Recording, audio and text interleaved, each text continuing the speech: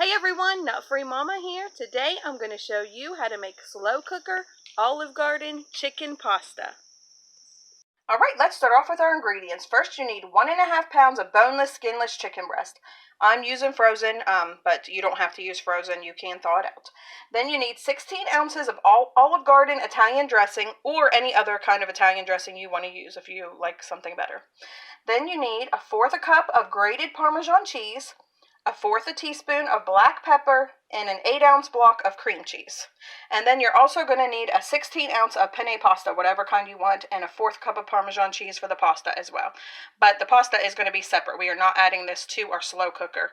Which brings me to the next thing that you need is a crock pot or slow cooker. You need at least a 6-quart or larger.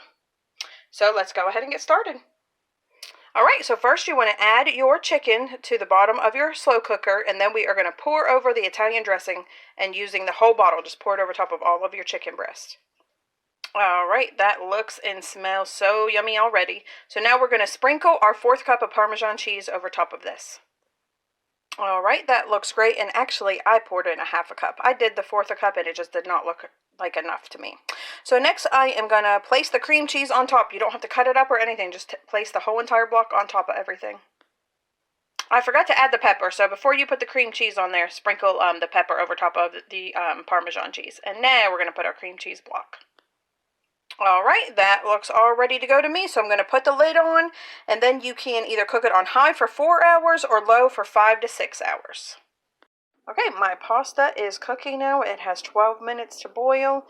I've got my breadsticks ready to go into the oven, and our yummy chicken dish looks amazing. I went ahead and shred mine, and now it's just on warm, waiting for the pasta to get done, and then we'll add the pasta in. So you just shred it with 2 forks just to make your chicken nice and shred, and that also mixes in your cream cheese.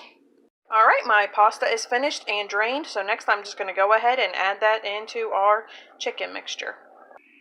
Alright, that looks nice and combined, so next I'm going to top it with my other 1/4 cup of Parmesan cheese, but I'm going to do another 1/2 cup instead.